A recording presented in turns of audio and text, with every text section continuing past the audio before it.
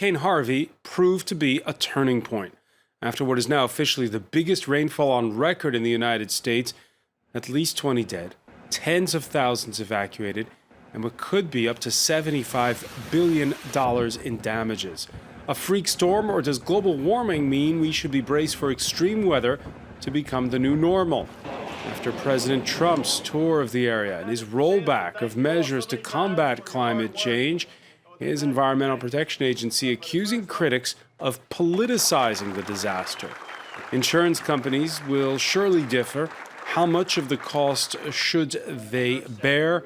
How much should the public bear? It's not just disaster relief we're talking about. Houston, the United States' fourth largest city, has no zoning laws, with loads of construction on wetlands and reservoirs and levees groaning under the weight of all that water now. What's the plan when it comes to prevention? What's the role of government in the face of a planet that could be changing fast? Today in the France 24 debate, after what Harvey, what next? With us from Austin, Texas, Houston native Chasen Campbell, Vice President of Harris Media. Thank you for joining us. Yeah, of course. Thank you. From London, Sunny Kapoor, Managing Director of Redefine. Welcome back to the show, sir. Thank you. From Rome, Bjorn Lomborg, Director of the Copenhagen Consensus Center, the author of Cool It and the Skeptical Environmentalist. Thank you for being with us. Good to be here. And here in the studio with us, he's got family back in Houston. George Cazolis teaches journalism at the American University of Paris. Welcome back. Thank you.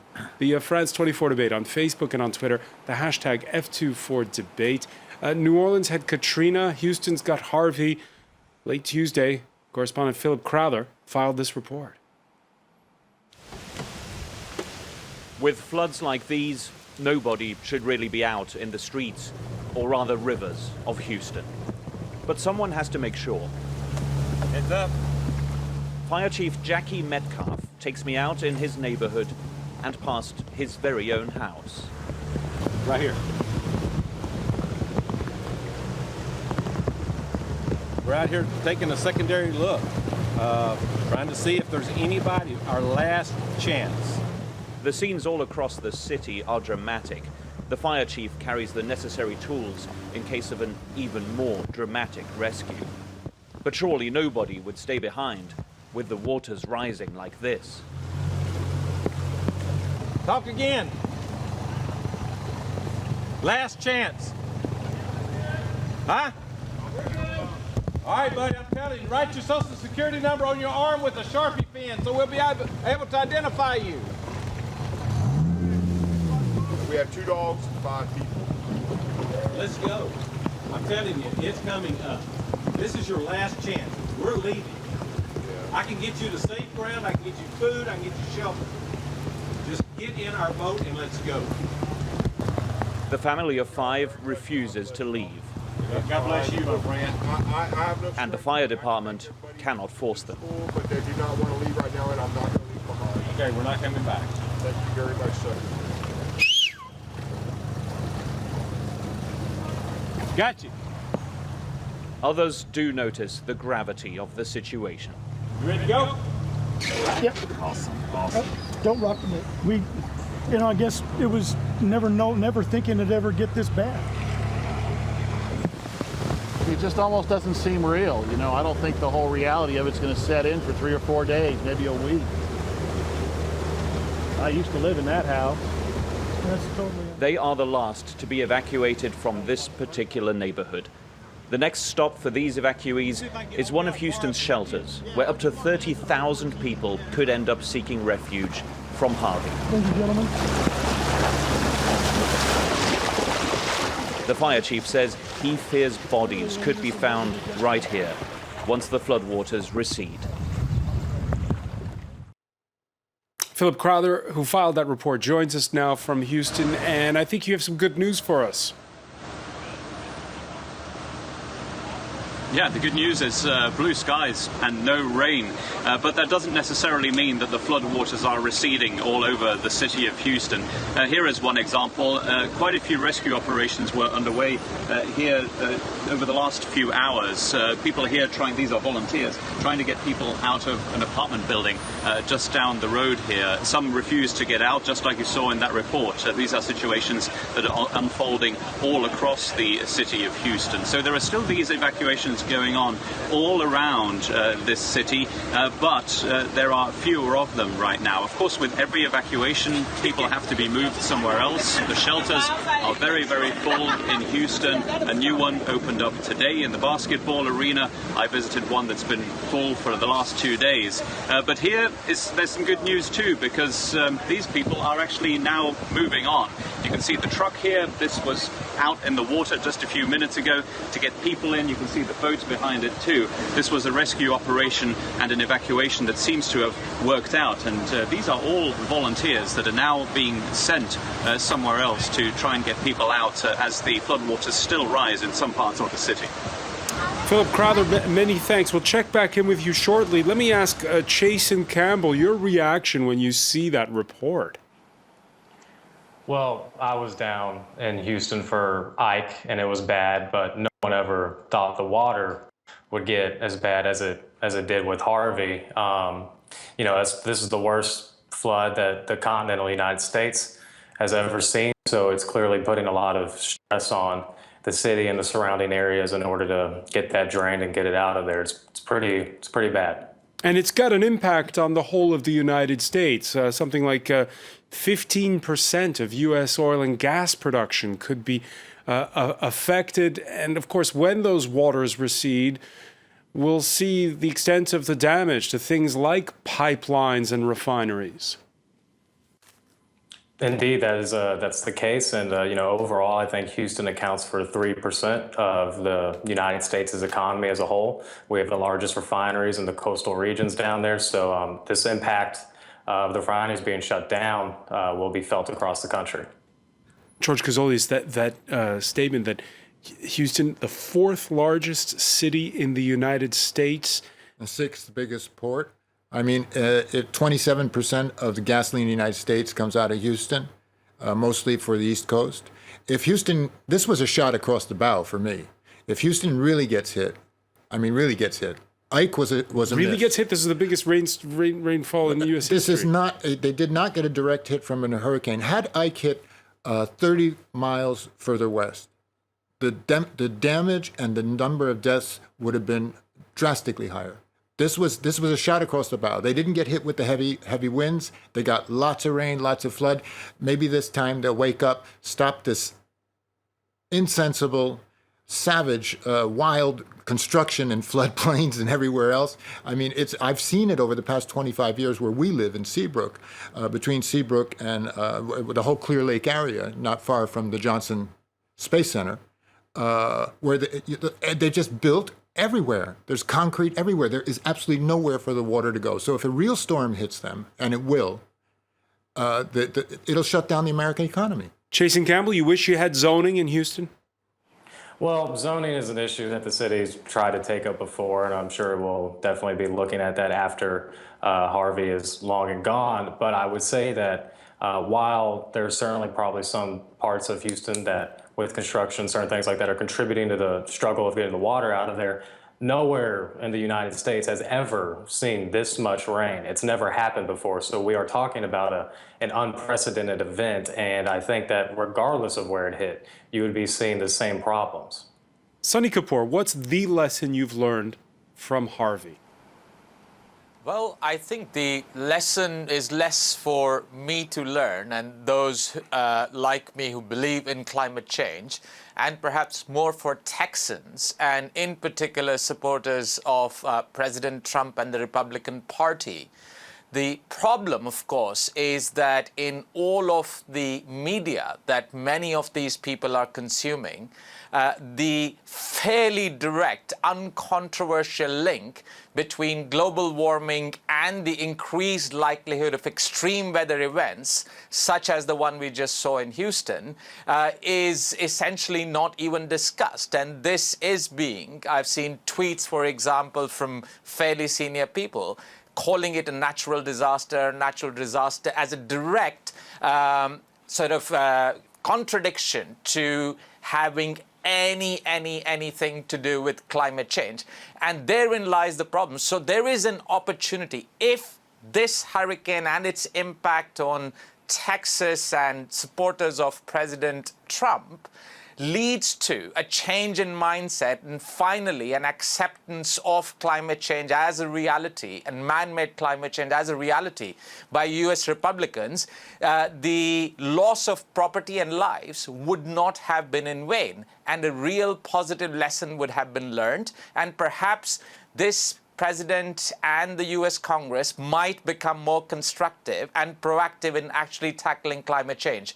But frankly, I'm not very hopeful that will happen. And even as this is happening in the US, more than 1,000 people have lost their lives in flooding in South Asia because of extreme monsoon events, extreme flooding in Mumbai and in Bihar. And of course, the media in the US and elsewhere hardly focuses on that. And therein lies the other problem, that the biggest impact of climate change in terms of threat to lives and human health will happen in the poorest parts of the world, not in the richest parts.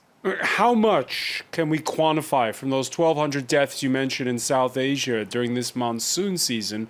How much of that can you put down, Sonny, to human-made events? Well, I mean, the problem, of course, is that it's impossible to make a direct link with any event.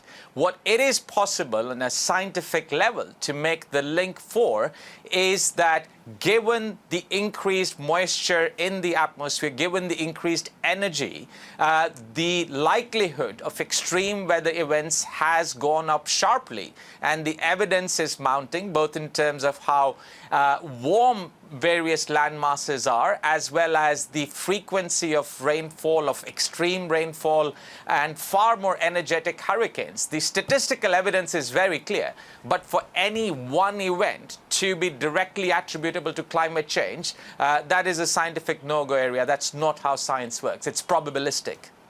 Bjorn Lomborg, you agree with Sonny Kapoor? Well, Francois, there's a number of issues here. First of all, global warming is real, and yes, it probably will mean slightly stronger hurricanes. But Sonny is telling us a very one-sided story. He's telling us that everything will just get more extreme. Remember, the UN climate panel actually estimate that we'll probably also see fewer hurricanes. Overall, we will probably see more damage. But it's unfortunately not as clear-cut. You started out the show talking about, so is it a natural catastrophe or is it global warming?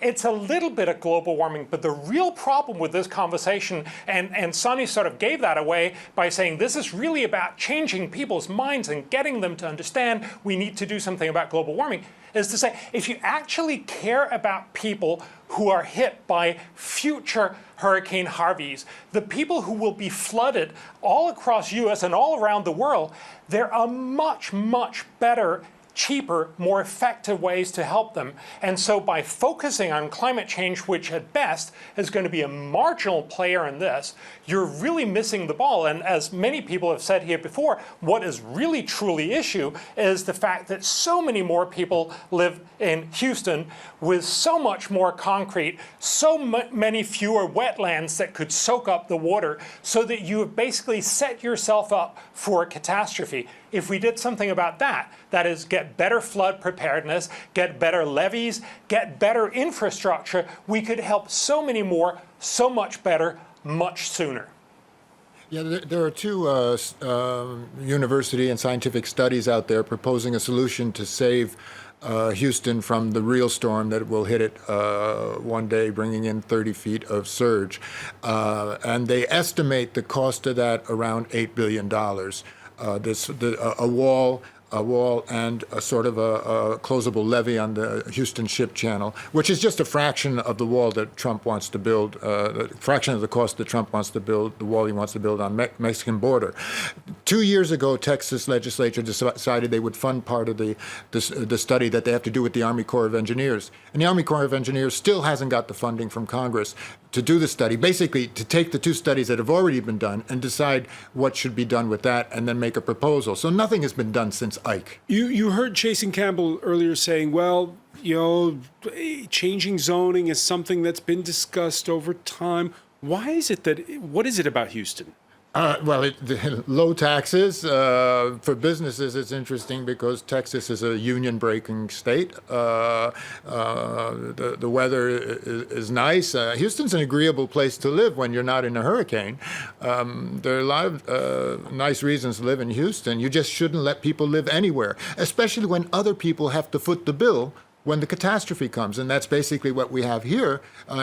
They're going to need federal help. And let's not forget that Texas representatives in Congress voted no to help New York after Sandy. And now they're there saying, yes, we need help, bring in FEMA, bring in federal aid, et cetera, which I think is absolutely necessary. But that means at the same time, we should be able to say, you're not going to build there anymore, because we can't foot the bill every time. And I want to remind people, 10 days ago, Trump did away with an executive order of Obama's that gave more power to FEMA to determine where and how to build in floodplains. Jason Campbell, are you ready to pay, a little bit more taxes and a little bit more money for flood insurance so that everything is safer in Houston? Well, many people that live in Houston do pay for flood insurance through the federal program. I'm sure the flooding plans, the maps will be redrawn after people had time to do that with Harvey. But I would disagree that we need to tell people, and speaking as a native Houstonian myself, that you can't live there because this storm happened. Let me remind people that it's been 8 years since Ike. Okay, and this is unprecedented in the amount of rainfall that actually fell in any one place in the entire country. So we can't just sit here and say that this is something that happens perhaps on a regular basis and people shouldn't live there. We didn't tell people they had to move out of California after the earthquakes. We didn't tell people they had to move out of New Jersey and New York after Sandy. And as it relates to federal aid coming back to Houston, what I would respond with is, when you look at the country as a whole, Texas, and specifically Houston, actually contributes more to the federal government and receives less because of the pro-business climate, because it's the energy capital of the world. And with that in mind, every now and then we might need something for federal aid. But as it pertains to taxes, we pay more than our fair share. And the same places flooded this time that flooded in Ike. You just can't go on making the same mistakes over and over. We're gonna pick up on these points when we come back. Stay with us. You're watching the France 24 debate.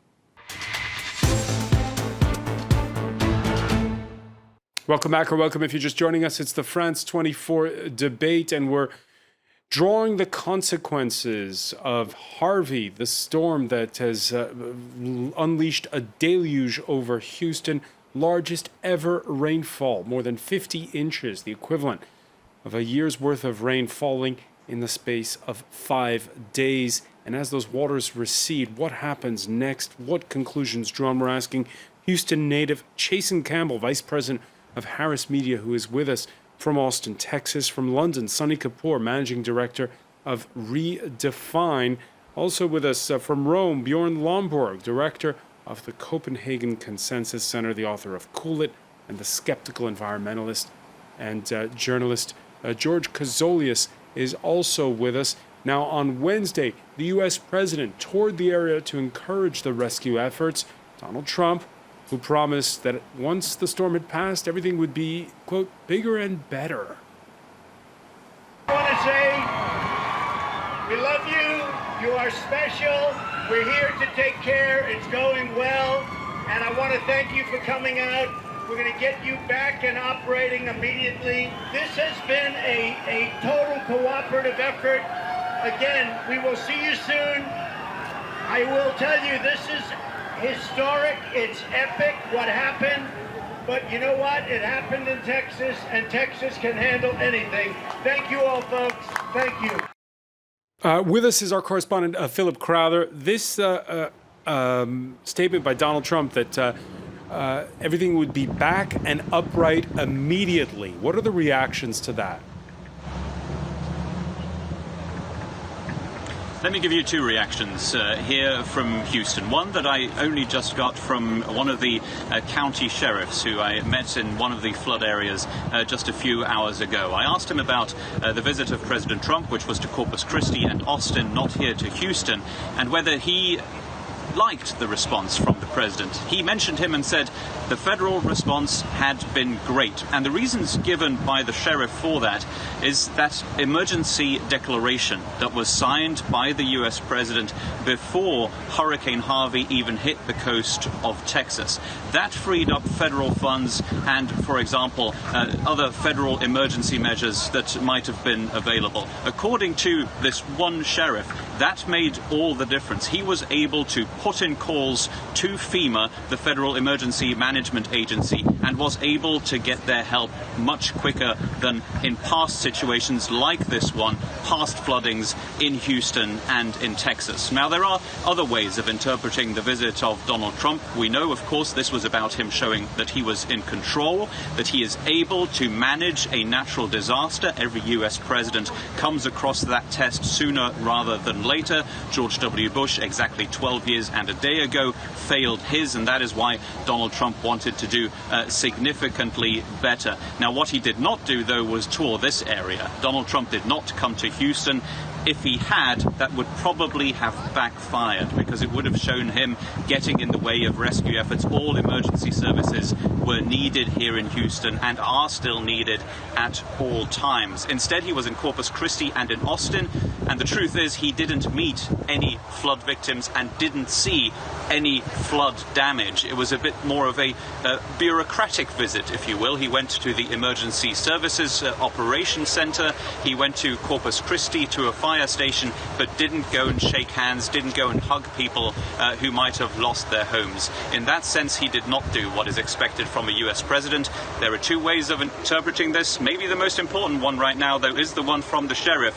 He says that he got what he needed because of the U.S. president's early reaction to the impending arrival of Hurricane Harvey. And that promise to have the city back and upright immediately, as these waters recede, what are we going to discover, Philip?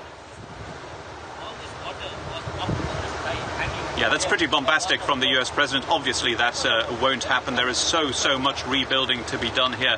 More than anything, all of those individual homes, many of which had inhabitants who did not have flood insurance. Many of the people I spoke to did not have flood insurance simply because they said it does not flood around here. In terms of what might be found when the waters recede, well, the warnings are rather grisly.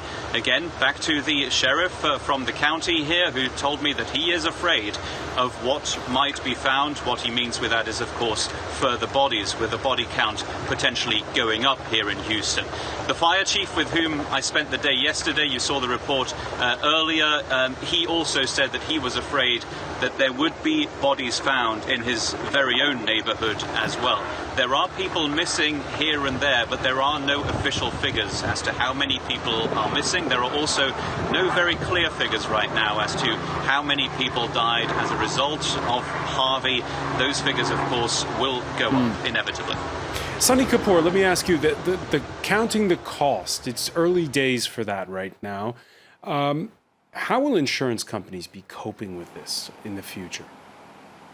Well, after Katrina and after having been caught out several times by ever larger natural disasters, particularly in prosperous neighborhoods where there was a significant amount of insurance issued, most of the large insurance firms and the large reinsurance firms such as Swiss Re significantly increase their capital buffers. So on the good side, the insurance firms have been far better prepared this time round in being able to handle these losses and make the payouts as promised contractually without taking a serious hit to their balance sheets. That having been said, as was pointed out in the report, a lot of the property that will be damaged was probably not insured, and the federal response will determine how quickly Houston recovers there, whether or not retrospectively the federal government is able to step in with a grant.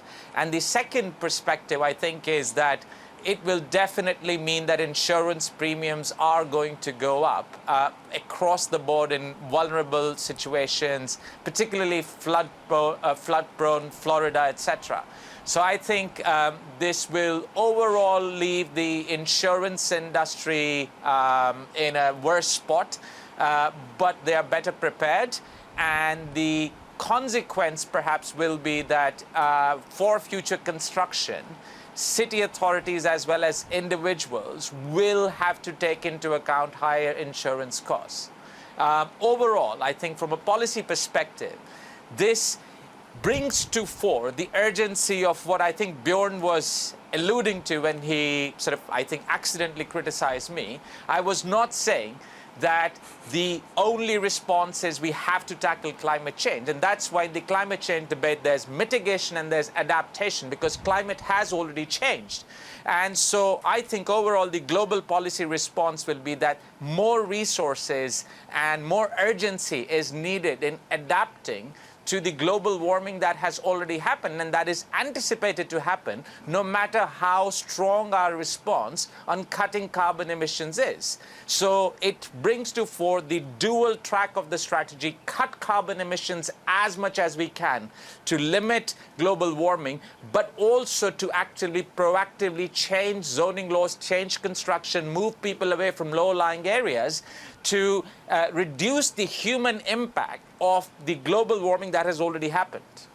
Bjorn, let me ask you your reaction to the fact that just 2 weeks ago, Donald Trump signed an executive order that rolls back an Obama-era directive that infrastructure projects like roads, bridges be designed to survive rising sea levels and other consequences of climate change.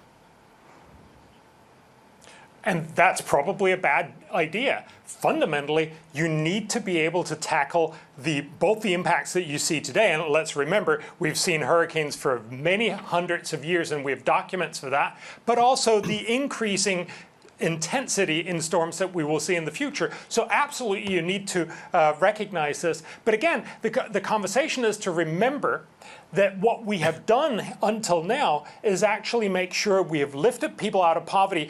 Sonny mentioned that there were 1,200 people in Southeast Asia that are possibly affected by more intense storms. But remember, the average number of people that died back in the 1930s on average, globally, from climate-induced catastrophes, were about 500,000 people. Today, that's down to about 30,000 people a year. And that's mostly because we've gotten richer, we've gotten better at dealing with many of the problems. And of course, Houston needs to do exactly the same thing. We need to do that around the world, and that will ultimately make it much safer for everyone. Of course, we also need to cut carbon emissions, but let's remember, it's not a good argument for cutting carbon emissions to help future victims of Hurricane Harveys. That is all about making sure that we get better zoning, better planning, we stop subsidizing insurance, and all these other things that give for bad incentives that end up putting people in harm's way. Chasen Campbell, you agree? Well, look, I think that, and before we go any further, I would encourage people to go to redcross.org and donate to the relief effort. But I think that, look, speaking as someone who's been in these storms, no one wants their house or their home to be flooded. No one wants a building that they own to be destroyed. So I think that you're not going to find many people that would disagree with the statement that we need to better prepare our buildings and perhaps have better zoning regulations in order to ensure that we have stronger buildings that can withstand these storms in the future. But, you know, look, the city of Houston and Harris County specifically, which is the third largest in the country, 4.5 million people live in the county alone. That's twice the size of Paris.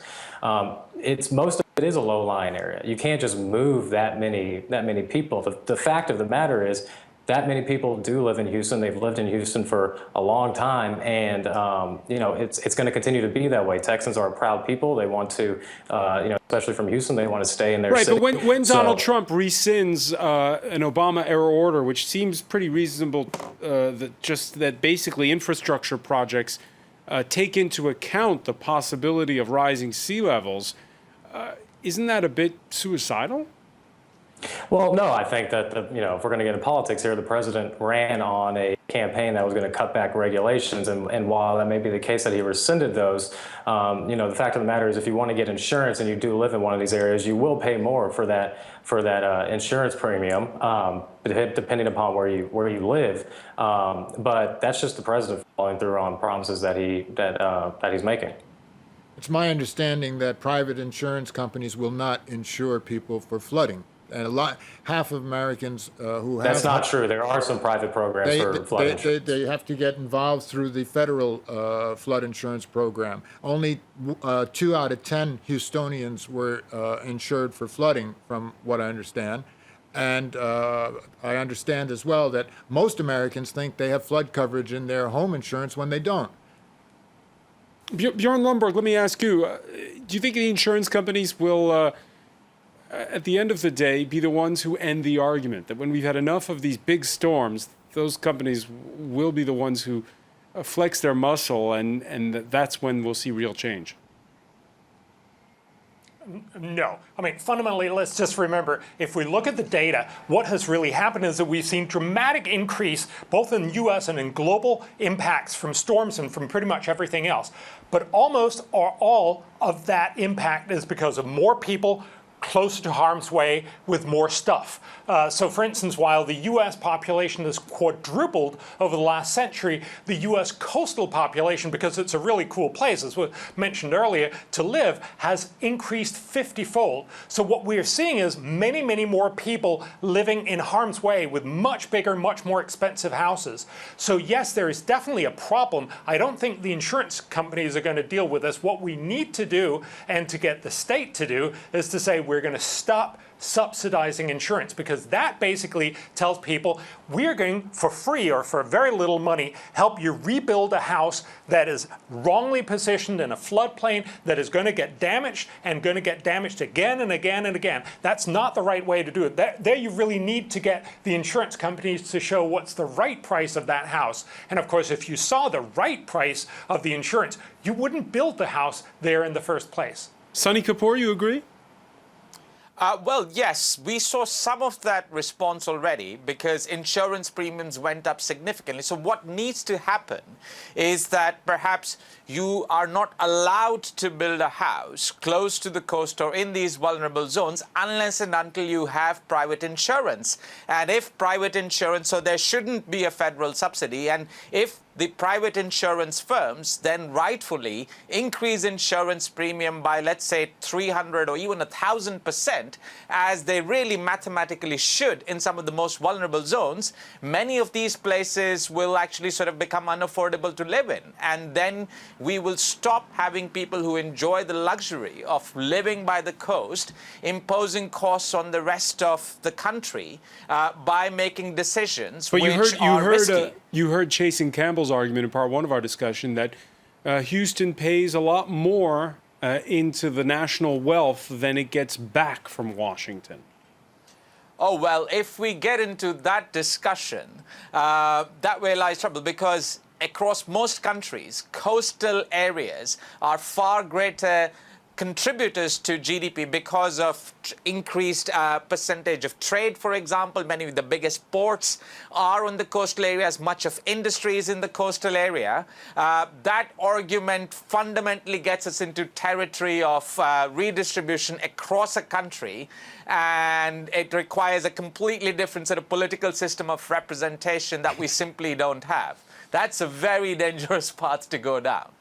Is the United States going to change in any way after Katrina, after Hurricane Sandy, after this? I have confidence that Americans are going to understand that things have changed. And I don't care whether climate change is cyclic or whether this is even special. People are going to realize that we're living a different era. And what used to be the 100-year storm is going to come every few years, and what used to be the 500-year storm is going to come every few decades. And they're going to have to realize that we need to prepare for those. We need to change things. We can't build anywhere. We can't build any old way. We need to be smart about it. And we need to be federal about it. It can't be state. The Wall Street Journal charting the increase in the number of extreme rainstorms since the 19th century. And as you can see from this chart, well, the numbers are increasing. 20 storms costing $1 billion or more in damages have taken place since 2010 alone. The number of smaller storms resulting in so-called flood days has also spiked dramatically in recent years, as you can see from this chart, also from the Wall Street Journal. Jason Campbell, when you hear the Environmental Protection Agency accuse those who say that climate change is real, accuse them of politicizing what's going on in Houston, what's your reaction? Well, I think there is a lot of politicization on both sides of what's going on in Houston right now. We need to just understand that there's a lot of people that are hurting. But, I'm not a person who's going to sit here and say that the world isn't getting warmer. I think just by the raw numbers. Now, what contributes to that might be up for debate, but the world is certainly getting warmer. And I think that as government and city officials go, one of the top priorities should be to keep people safe. So there should be a very forward-looking approach here on how, in terms of infrastructure and how tax dollars are spent, we can, better serve our communities and make sure that disasters like this, when a torrential amount of rain falls in just a matter of days, that it actually has a place to go. Are you worried about a possible environmental disaster, especially in those areas that are industrialized near the port, where there's oil refineries, where there are pipelines? When it comes to pipelines, I'm really not. Pipelines are generally very, very safe. There's a lot of industry, as you said, on the coast, and we'll, I'm sure, get more information on that in the days to come. I haven't heard too much about that yet. I think it's difficult to get a lot of accurate information while there's still so much water in the city, but we'll see how that goes. As of now, I don't have an opinion. Bjorn Lomborg, is this storm going to change the way Americans see things? Well, unfortunately, probably not, and for the very same reason that we are having this conversation, that it's a very polarized conversation. It's either all of this is due to global warming, so we got to cut carbon emissions, which is an incredibly ineffective way to help future victims, or there's no problem here at all. Whereas, of course, the reality is most of this is man-made, yes, in the sense that it's because there's so many more people with so much less wetland, so many more opportunities where you can build subsidized with insurance, and we should stop some or all of that. I recognize that there's already 4 million people living inside the county limits in Houston, and you can't get rid of those. So you've got to find ways of technologically solve the problem for the 4 million, but at least make sure you don't get 6 or 8 million in 10, 20, 30 years from now. So it really is a question of making sure that we do the technological fixes, that we find the simple and cheap ways that we can really make a difference. And we do know how to do that. Remember, in Hurricane Sandy, a lot of people were talking about, we got to do something about global warming. Of course, nothing almost has been done. But what was done was that you got many more porous surfaces, you got subway covers for the subway in New York, you got more levees. These are all things that will make it much less likely that future damages will be as harsh and as impactful on New Yorkers. So clearly we should do the same thing everywhere else. Georgia, I know you're telling me your family able to stay dry, thankfully, for the most part. Our house is dry, but lots of Seabrook was underwater. And I'm afraid, well, we're a lot luckier than a lot of other places in the Clear Lake region, which floods very easily, time and time again. Time and time again. And do you think the conversation among your friends and neighbors is going to change? I think, a lot of people that I know in Seabrook have known for a long, long time that this wild construction is just going to make the situation worse every time water comes in. And now we're seeing that more and more water is coming in and more rain. So it's going to get worse. So most of the people I know have realized this. We've been watching for the past 25 years the construction and have realized this. I have confidence that people are going to, necessity is the mother of invention, and I have confidence that people are going to wake up and realize when they can't afford to rebuild their house, or maybe they should move somewhere else. Yeah. All right. I want to thank you, George Kazolis. I want to thank Jason Campbell, who was telling us to donate to the Red Cross. The needs are immediate. Thank you for being with us from Austin, Texas. Sunny Kapoor in London, and Bjorn Lomborg, thank you for joining us from Rome. Stay with us. Media Watch is next.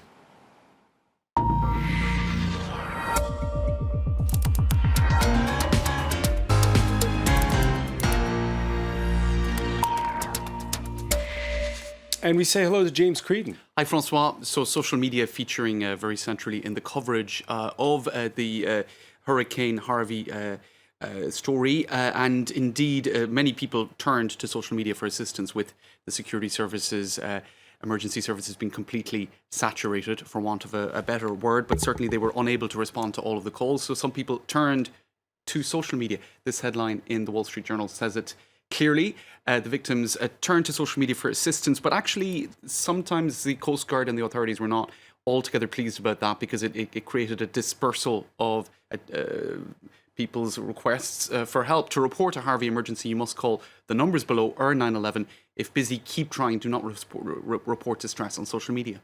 By the way, I saw 1,000 calls an hour still today, even though the waters have started receding. So these I suppose these warnings are as relevant as ever. If the authorities want people to use phone numbers as opposed to social media, that makes a lot of sense. Now, others quite effectively used social media in a bid to draw attention to their plight, where indeed it was really a case of crowd sourcing, or crowd so at its best, where people just were helping each other, in fact, getting around the need for emergency services help. This is one case of somebody being stuck at a particular address. The address was shared on that website, and the parents were rescued by boat. Another woman here sharing her story of losing power on her phone, waters rising up to her waist, and she's heavily pregnant.